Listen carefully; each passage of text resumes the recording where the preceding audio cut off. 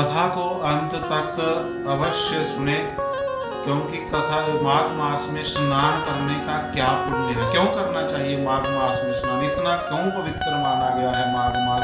इसलिए कथा जो है अंत तक अवश्य सुने। जय बोले गणेशाय नमः, नारायणाय नमः। कल हम कथा कर रहे थे कि गुरु वशिष्ठ जी राजा दलीप को माघ महात्मा की कथा जो है वो सुना रहे थे। विंध्याचल पर्वत पर ऋषि आए, भृगु ऋषि जी। तो भृगु ऋषि जी जो है वो वहां पर रहने लगे, विंध्याचल पर्वत पर। तो आज हम तीसरा अध्याय जो है वो प्रारंभ करने जा रहे हैं। माघ महात्मा जो है कथा, वो आज हम तीसरे अध्याय में प्रवेश कर रहे हैं। तो उस पर्वत पर एक विद्याधर भी रहता था।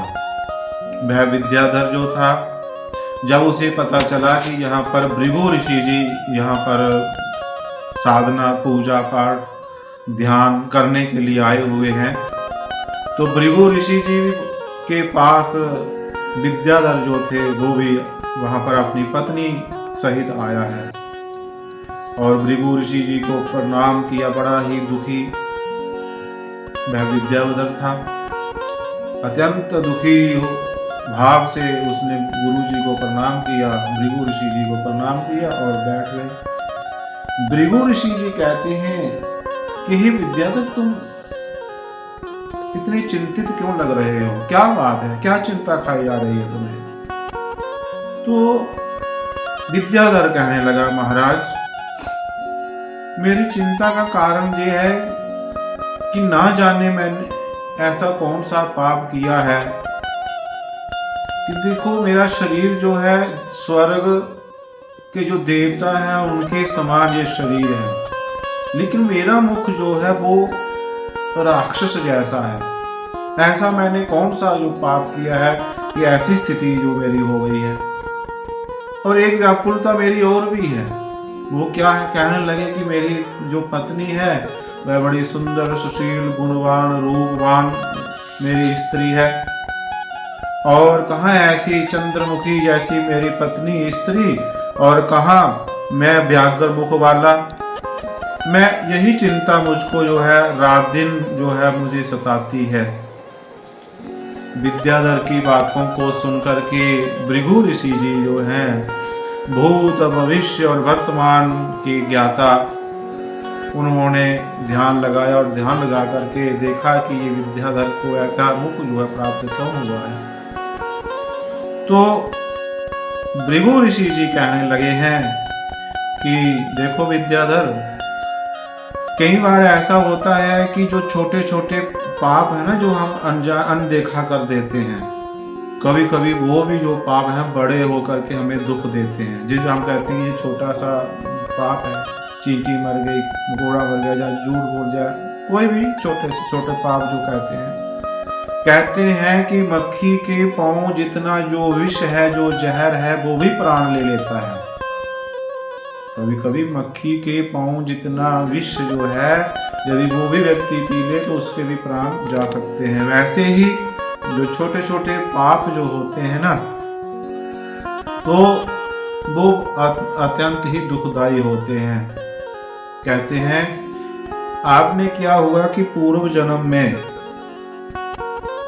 एकादशी का व्रत नहीं किया, माघ मास की व्रत तो चलो नहीं किया, कोई बात नहीं, दूसरे दिन द्वादशी थी, तो आपने सोचा कि एकादशी जो है वो हो गई है, तो अभी पारना हो गई होगी, तो चलो द्वादशी को तेल व्यंग्य कर लें, अर्थात तेल की आपने शरीर में मालिश की। पर उस समय एकादशी ही थी, तो उस तेल व्यंग्य के कारण जो है आपको ये व्यग्र जैसा मुख मिला है। और फिर क्या कहते हैं, एक राजा हुए हैं पुरुरवा। पुरुरवा ने भी ऐसे ही किया था, एकादशी के दिन व्रत किया, पारना की, और दूसरे फिर क्या किया कि उन्होंने शरीर में जो है तेल लगाया मालिश की, और उसके कारण जो है उनको भी बहुत दुख भोगने पड़े। तो हम फिर जाकर के उन्होंने क्या किया कि ऐसे रूप को देखकर दुखी होकर हिमालय पर्वत पर देव सरोवर के किनारे पर गया और श्रद्धा पूर्वक वह जो है शुद्ध स्नान कर कुशा के आसन पर बैठकर भगवान विष्णु का ध्यान करने लगा। कौन? पुरूरवा।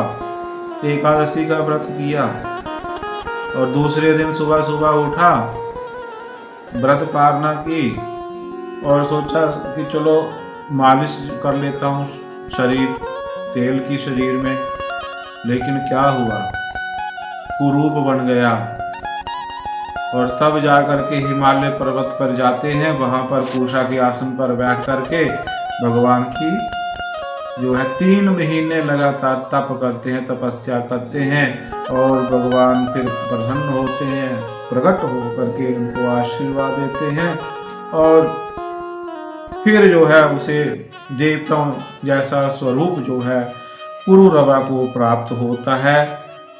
तो वही कह रहे हैं कि हे विद्याधर, तुम दुखी क्यों होते हो?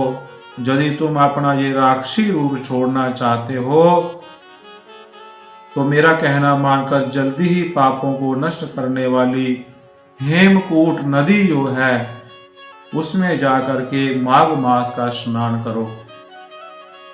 माघ मास में जाकर के स्नान करो। और देखो 4 दिन बाद अभी माघ मास प्रारंभ होने वाला है, तो आप जो है अभी से उसकी मैं विधि बताता हूं। कहते हैं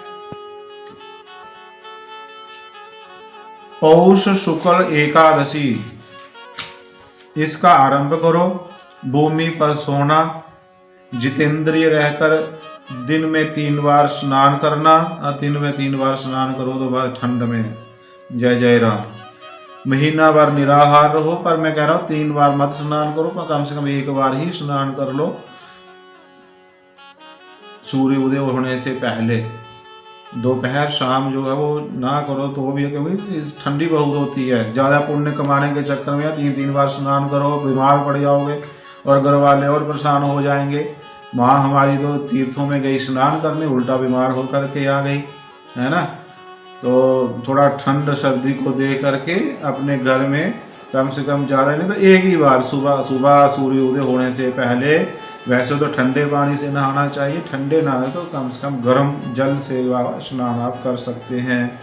और तीर्थों में जब जाते हो वहाँ जा कर के ये ना हो कि आए पुण्य कमाने के चक्कर में आप डुबकी लगाना शुरू कर दो, ये मेरे दादी के नाम की, मेरे सास के नाम, ये मेरी पड़ोसन के नाम की, ये मेरे उसके नाम की, ये मेरे उसके नाम की, और घर से आते आते आते नाक पकड़ गए, सिर बांध लिया, बीमार हो गए हैं भैया, जल्दी आ जाओ हॉस्पिटल में। तो ऐसा स्नान भी नहीं करना है। शरीर जब स्वस्थ हो, शरीर निरोग हो, तो ही ऐसा 3 बार स्नान करें, अन्यथा स्नान जो है वो 1 ही बार सुबह जो है आप कर सकते हैं। फिर उन्होंने क्या बोला? सब भोगों का त्याग करो, तीनों समय भगवान विष्णु का पूजन करो, द्वादशी को शिव जी का स्तोत्र एवं मंत्रों से पूजन करो, जो तुम्हारा मुख कामदेव के समान हो जाएगा। ये भृगु ऋषि जी विद्याधर को कह रहे हैं कि ये ऐसा ऐसा करने से जो है तुम्हारे जो राक्षस जैसा मुख है, जो व्याघ्र जैसा मुख है, आप उससे स्नान करने से छूट जाओगे, पुण्य प्राप्त होगा। तुम अपनी पत्नी के साथ सुखपूर्वक क्रीड़ा करोगे। माघ मास के प्रभाव को जानकर सदैव माह का स्नान करो। माघ पाप और दरिद्रता से बचने के लिए मनुष्य को सदैव माघ मास में स्नान करना चाहिए। ये स्नान सब दानों यज्ञों के फल को देता है और पापों का नाश करता है। वशिष्ठ जी कहते हैं कि हे राजा दलीप, भृगु जी ने ये कथा विद्याधर को सुनाई थी। माघ मास के स्नान का फल यज्ञों के फलों तथा तीव्र व्रतों से भी बढ़कर गर्जना करता है। बड़े बड़े आप यज्ञ करवाते हो, व्रत करते हो, तो जो माघ मास में स्नान कर लेता है जाकर के प्रयागराज में, इन दिनों में आप जाइए प्रयागराज में, देखिए तो 1 महीना वहाँ पर वो चलता रहता है स्नान, कल्पवास चलता रहता है। गंगा सागर में जो स्नान करने का महत्व है, पुष्कर में, कुरुक्षेत्र में, ब्रह्मावर, प्रथुदक, काशी, प्रयागराज, ये करने से जो 12 महीने स्नान करता है या 12 साल जो वहाँ पर वर्ष जो स्नान करता है, उसको माघ मास में जो स्नान करता है उसको पूरा पुण्य जो है प्राप्त हो जाता है। और फिर क्या कहते हैं, चिरकाल तक स्वर्ग में रहने के इच्छुक जो ये इच्छा रखते हो कि मुझे तो चिरकाल तक स्वर्ग लोक में रहना है, तो माघ मास में उसे जो है स्नान अवश्य करना चाहिए 3 टाइम। पाप तथा दरिद्रता से डरने वालों को तथा दुर्भाग्य रूपी कीचड़ को धोने के लिए माघ के स्नान से बढ़कर और कोई उपाय नहीं है। श्रद्धाहीन कर्मों से फलहीन नहीं मिलता, क्योंकि जब आप कोई भी कर्म कर रहे हो तो मन में श्रद्धा होनी चाहिए। ये श्रद्धा ही नहीं है तो चाहे कितना भी पुजारी जी, पंडित जी कितने भी अच्छी तरीके से पूजा करवाएं, यज्ञ करें, कथा सुनवाएं, तो श्रद्धा ही नहीं है। जब श्रद्धा ही नहीं होगी तो समझ कुछ आने वाला होगा ही नहीं। तो कहते हैं कि जो श्रद्धाहीन से किया गया कर्म है उससे फल नहीं प्राप्त होता, परंतु माघ स्नान चाहे तुम कैसे भी करो, भाव कुभाव अलख आलसू, जैसे भी स्नान करो, वो जो फल है वो अवश्य आपको मिलता है, फल आपको अवश्य मिलता है उसका। जिस तरह दोनों पक्षों में चंद्रमा बढ़ता है और घटता है, वैसे ही माघ मास के स्नान से पाप कम हो जाते हैं। आपके आसपास में यदि कहीं तीर्थों में नहीं जा सकते हो, हरिद्वार नहीं जा सकते, जहाँ प्रयागराज नहीं जा सकते, गंगा सागर नहीं जा सकते, तो आपके आसपास में भी कोई पवित्र नदियाँ हैं होंगी, तो आप तालाब होंगे, तो आप उसमें भी जा कर के स्नान कर सकते हैं, उन नदियों में, उन नहरों में। और वहाँ भी यदि नहीं जा सकते हो तो अपने घर में ही जब प्रातः स्नान करते हो तो गंगा जल जो है उसमें डाल दें और फिर गंगा का स्नान कर ध्यान करते हुए गंगा गंगा गंगा गंगा हर हर गंगे हर हर गंगे ऐसा बोलते हुए स्नान करें तो भी पुण्य की प्राप्ति हो जाती है। जिस प्रकार खान से अनेक रत्न उत्पन्न होते हैं, वैसे ही माघ मास के स्नान से सभी पुण्य फल प्राप्त हो जाते हैं। जो फल सत्य युग में यज्ञ करे जाओ पता नहीं भगवान प्राप्त होंगे कि नहीं होंगे, त्रेता युग में तप करने से वह पुण्य प्राप्त होता है, वही फल द्वापर और कल युग में सिर्फ और सिर्फ माघ मास में स्नान करने से पुण्य प्राप्त होता है। गुरु वशिष्ठ जी कहते हैं, हे राजा दलीप, भृगु जी के यह वचन सुनकर विद्याधर जो है अपनी स्त्री सहित उस स्थान में पर्वत के झरने से माघ मास का स्नान करता रहा। कहाँ पर ये हुआ था? विंध्याचल नाम का जो पर्वत है वहाँ पर ये जो है पति पत्नी सहित वहाँ पर माघ मास में स्नान का इन्होंने किया, पूरे माघ मास। और हुआ क्या, जब माघ मास समाप्त हो गया, पूरे माघ मास उसने स्नान किया, भगवान का ध्यान किया, भगवान का वो भजन करता रहा, तो हुआ क्या, जो व्याघ्र का रूप था वो गया छूट गया और फिर देवताओं जैसा रूप उसको प्राप्त हुआ है। और मणि नील नाम का जो पर्वत है वहां पर दोनों पति पत्नी आनंद से वहां पर रहने लगे हैं। और फिर भृगु ऋषि जी जो विंध्याचल पर्वत वहां गए थे, विंध्याचल पर्वत पे तो तप करने के लिए, फिर वो भी आ गए और नीचे रेवा नदी के तट पर वहां पर वो रहने लगे। जो कोई इस महात्मा को सुनता है या श्रद्धा से पढ़ता है या किसी को जो सुनाएगा या सुनेगा, उसका रूप भी देवताओं के समान हो जाता है। बोलिए माघ मास की जय, सच्चिदानंद भगवान की जय। तो आइए चौथे अध्याय में प्रवेश करते हैं। गुरु वशिष्ठ जी कहने लगे, हे राजेंद्र, अब मैं माघ मास का जो महात्म्य है उसको कहता हूँ, क्योंकि तरह तरह के जो महात्म्य अलग अलग जो महात्म्य है, किसको ने ये स्नान किया उसको क्या पुण्य की प्राप्ति हुई, क्या उसे कैसे किया, किसने किया, तो उनके बारे में जो बता रहे हैं, कहते हैं कि कार्तवीर्य जी के पूछने पर दत्तात्रेय जी ने कहा। अब ये जो कथा है ये कार्तवीर्य और दत्तात्रेय जी के बीच में चल रही है। दत्तात्रेय जी सहय नाम का जो पर्वत है वहां पर रहते थे। माहिष्मती के राजा सहस्रार्जुन ने उनसे पूछा था कि हे योगियों, मैं श्रेष्ठ दत्तात्रेय जी, मैंने सब धर्म सुने, अब आप कृपा करके मुझे माघ मास का महात्म्य जो है वो सुनाइए, उसका महात्म्य क्या है। तब दत्तात्रेय जी बोले, हे राजन, नारद जी से ब्रह्मा जी ने जो कहा था वही माघ मास का महात्म्य मैं तुमसे कहता हूँ। इस कर्म भूमि भारत में जन्म लेकर जिसने माघ स्नान नहीं किया उसका जन्म निष्फल ही चला गया। माघ स्नान के बिना मनुष्य जन्म ऐसा है जैसे कि सूर्य के बिना प्रकाश। कि माघ मास का जो स्नान के बिना चला जाता वो निरर्थक चला जाता है। और फिर क्या कहते हैं, माघ मास जितने कि माघ मास के स्नान से जैसे सूर्य से अधिक कोई तेजवान नहीं, वैसे ही माघ मास के स्नान के समान कोई यज्ञ तप तथा दान नहीं। भगवान की प्रसन्नता, पापों के नाश और स्वर्ग की प्राप्ति के लिए माघ मास स्नान जो है अवश्य करना चाहिए। यदि ये पुष्ट शुद्ध शरीर और माघ स्नान के बिना ही रह जाए तो इसकी रक्षा करने से क्या लाभ। ये शरीर हड्डियों का स्तंभ, नसों से बंधा हुआ, मांस के टुकड़ों से मड़ा, चर्म से ढका, दुर्गंधि युक्त और मलमूत्र का स्थान है। शोक, बुढ़ापा तथा आपत्तियों से पूर्ण रोग का घर, नाशवान गंदा तथा सबका आश्रय देने वाला है। दूसरे के दुख देने से दुखी, ईर्ष्या करने वाला है, लालची, कृतघ्न तथा नाशवान है। जिस शरीर के बारे में, ये शरीर क्या है, जिस शरीर के बारे में बता रहे हैं, ऐसा है ये शरीर।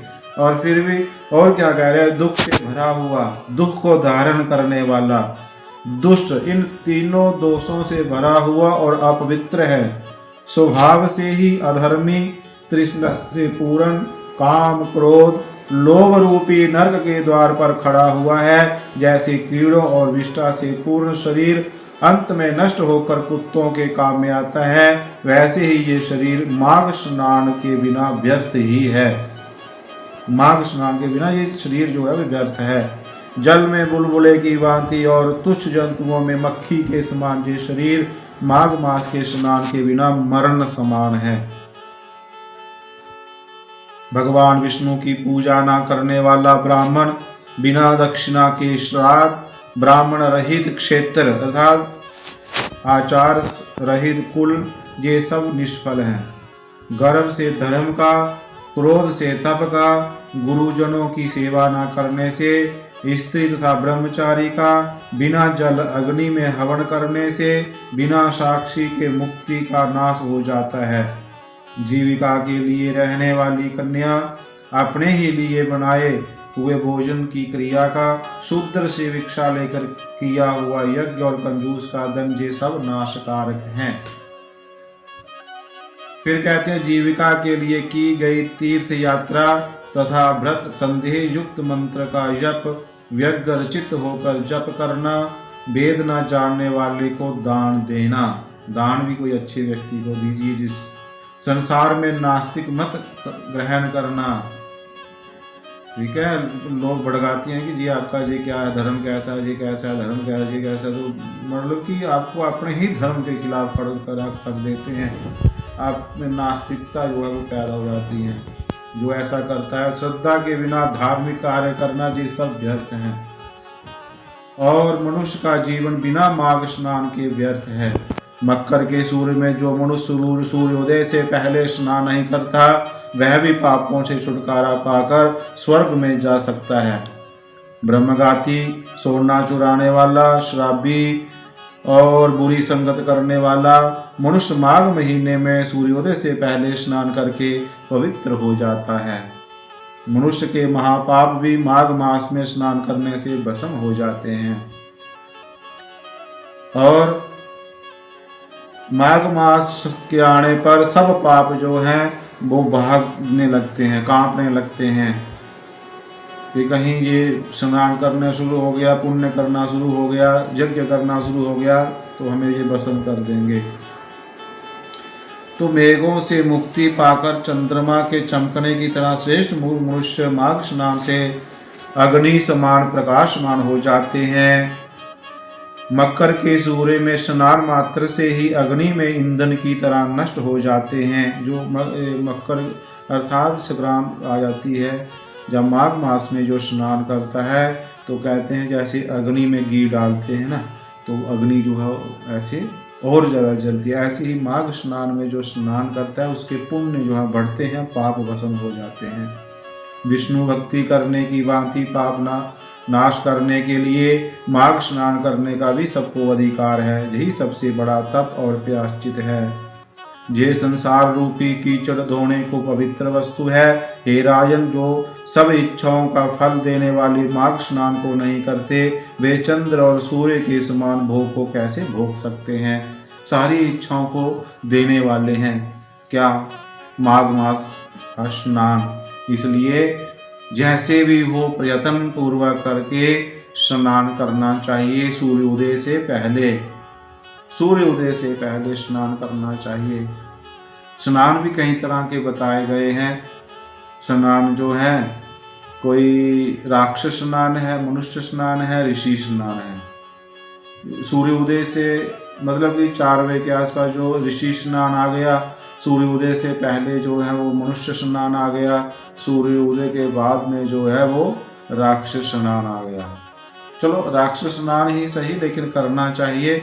लेकिन 3 बार स्नान बताया है, पर 3 बार ना करके अपने शरीर को देख करके, शरीर अगर यदि शुद्ध है, मतलब निरोग है, मतलब रोग कोई नहीं है, तो अन्यथा आप एक ही बार जो है प्रयत्न पूर्वक करके, चाहे गर्म जल करके जो है वो स्नान जो है अवश्य करना चाहिए। माघ मास का निमित्त जो है स्नान करें, जिससे अनेकानेक जो है पाप भस्म होते हैं, मन चाहा फल प्राप्त होता है। बोली बांके बिहारी लाल की जय।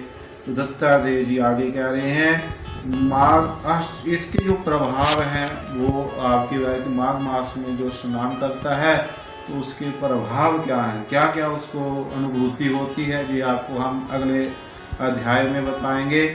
तो भक्तजनों, कथा आप श्रवण कर रहे हो, ऐसे ही करते रहिए और सब्सक्राइब भी करते रहिए और शेयर भी करते रहिए, क्योंकि शेयर यदि आप करते हो तो आपको वो भी पुण्य प्राप्त होता है। क्यों, आप तो कथा सुन रहे हो, लेकिन आपके शेयर करने से कोई और दूसरा भी कथा सुनेगा, तो जो कथा वो दूसरा सुनेगा उसका पुण्य जो है कथा सुनने का वो भी आपको प्राप्त होगा।